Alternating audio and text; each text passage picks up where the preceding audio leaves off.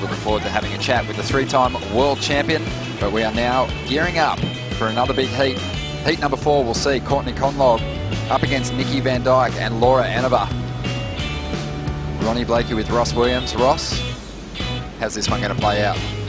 Well, Nikki is the local surfer, so you'd think she's going to have a little bit of an advantage, thinking she's got to protect the home turf. But Courtney Conlogue, she's just such a beast out here. She's got that long bottom turn again. I'm going to be talking a lot about the bottom turn in this event. I think guys like Adriana de Souza and Courtney here on the women's side, Carissa, you know, they have that long bottom turn that allows them to kind of navigate those tricky sections. Well, Courtney is off to her best ever start on the championship tour. We know she's had some strong finishes, including a runner-up to the world title, but a second place finish on the Gold Coast, her best ever. Here we go. Here is Courtney now with a good looking wave. Already a bit of damage done on this ride as she finds a big end section there. Didn't really connect with the lip the way she would have liked on that last turn, but still linked together some solid maneuvers on the outside. You saw all those boils just when Courtney kicked out of that wave, so tide is going to start to drop back out a little bit. A former world junior champion, Laura Enever, arrived on the CT with a lot of big hopes. She finished 10th in her rookie season. Pretty solid finish, but she's only bettered that once.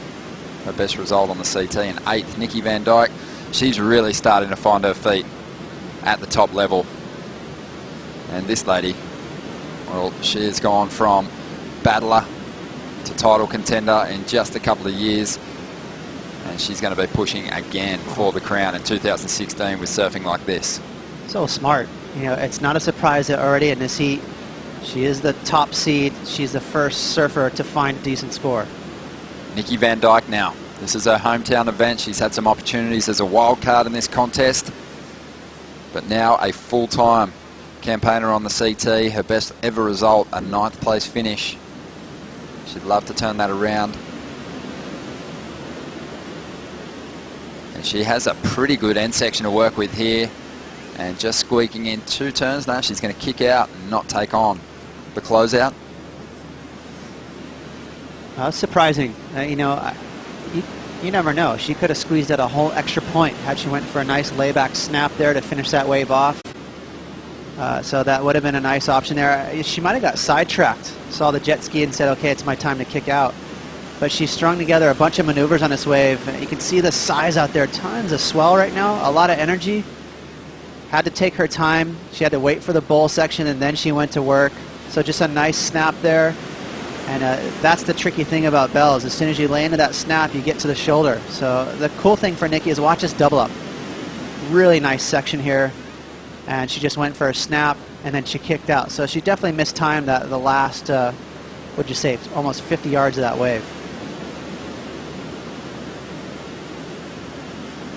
23 minutes to go, and Courtney's going to swing on her second ride.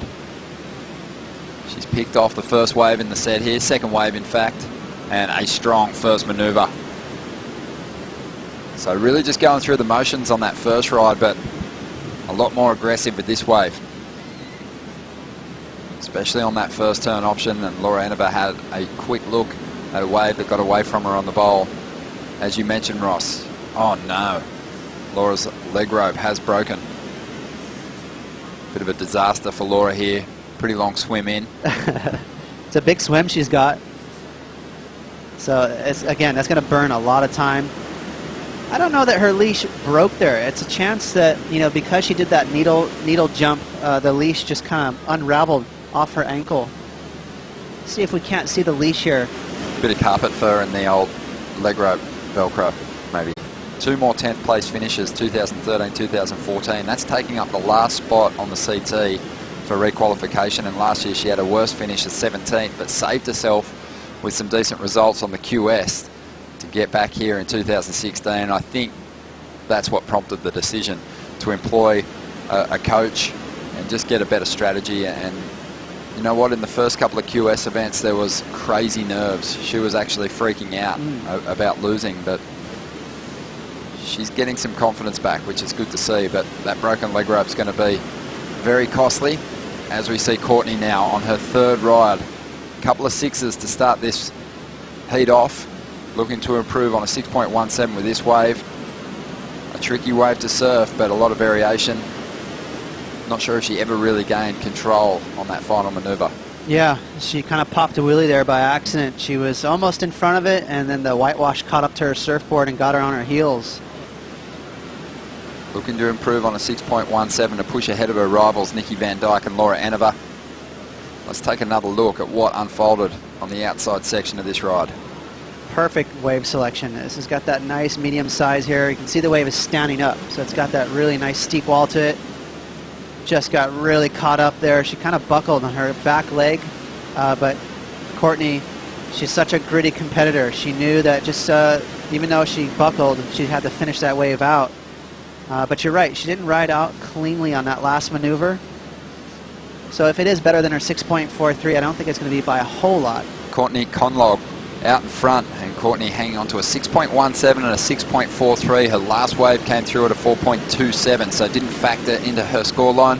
Nikki Van Dijk chasing a 6.6. Laura Enever after a two-wave total of 12.61. Well, Ronnie, Ross, we had these first three heats. We had two of those blue jerseys take the first heats there, with Bianca and Malia taking the win, and of course the one red jersey, Chris Amore, and now we have a red jersey leading this one. I know, Pete. I made that prediction early on before we kicked off the first round that the red jerseys would prevail. Way off the mark, but Carissa and Courtney trying to get me back in the game here, Ross, and this is a decent wave for Courtney Conlogue.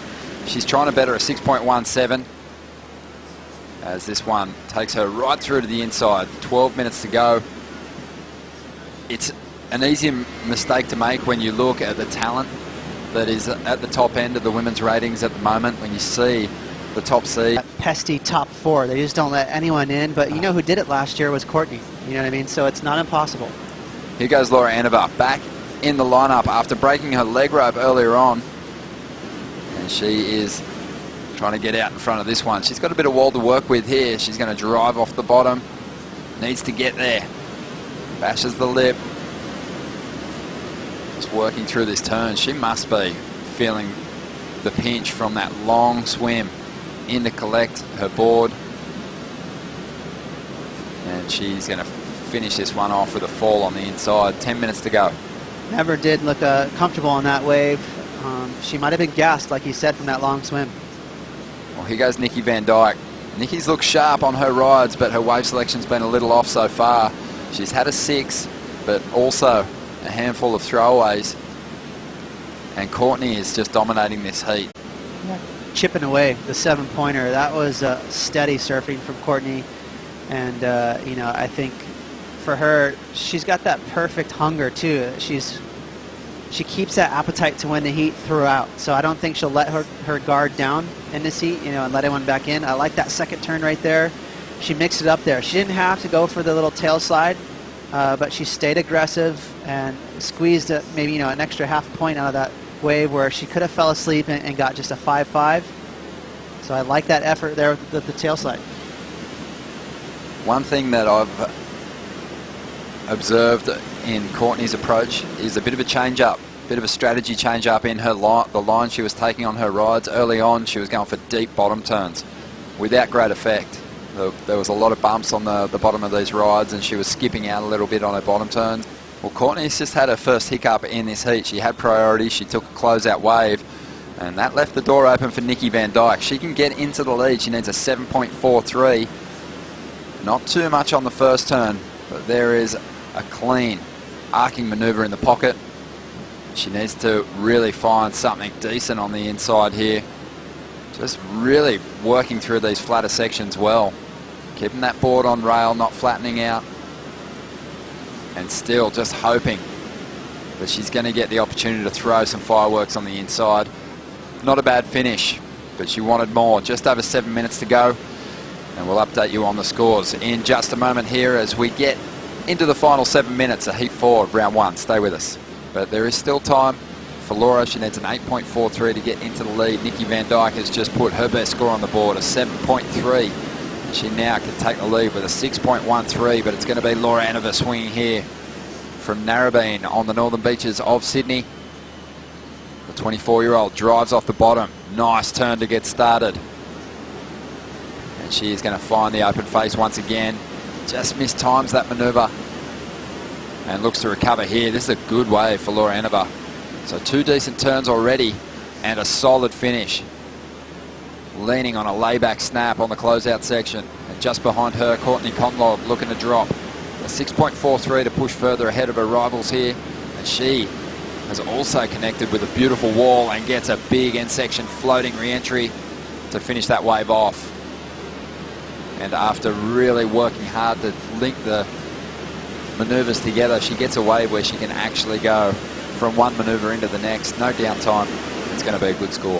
How's the body language? When she finished that wave off right in front of Laura, you know, Courtney just has that intimidating look like she just knocked you out with a right hook or something. So right when Laura, you know, she finished off a really strong maneuver. You know, for sure she would have been frustrated with these first couple of turns. Nice little snap here, but watch all the time she takes to get back around to the bowl. That's what makes Bell so tricky right there. That's basically a non-maneuver. So she has to reconnect with this wave and find the magic. Just a little cutback. So that last 50 feet there for that wave was frustrating, but how she finished was really exciting. Nice little drop wallet there for Laura. But again, right when she was kind of gaining some confidence mentally into this heat, Courtney was right behind her on a smoker of a wave. Whoa. So we didn't see that there, but obviously Courtney had priority. So she kind of just told Nikki to get out of the way. That could be close for an interference for Nikki Van Dijk. Really beautiful section here. Nice little crisp snap. And then she brings it home with sort of a safety closeout turn, but she definitely nailed it. And there's that positive body language, Ronnie. She destroyed that wave. Completely unfazed by Nikki Van Dijk's little tangle up there. Good little exchange in the final stages here. Here's the tangle up. So Courtney has priority. Clearly saw her. That is bizarre to me. I hope we can grab an interview with Nikki after the heat to see what happened. So she might have been unclear of who had priority. But obviously Courtney had it there, and she finished that wave off really nice. And yep, she did receive an interference, Ronnie. Receives an interference, so loses her second score. And Nikki knows that, so confusion there for sure. Again, it'd be great to grab a little snippet with her to see what happened. I'm guessing she thought she had priority. We'll have a look at the number here from Courtney Conlogue. Amazing, 9.17. And that rules out, just about rules out Laura Enever too. She needs a huge score, a 9.5. But it doesn't look like it's going to matter. This heat is going to come to a close. Courtney's going to get the win with a 9.17 and a 7-point ride. Yeah, great heat there for Courtney. Everything went as planned for her. She's going to be feeling good into the third round. And Laura Enever, she can take some positives from her performance on her last ride, a 6.67. Good turnaround, bit of a brain explosion from Nikki Van Dijk. She can correct that mistake quite easily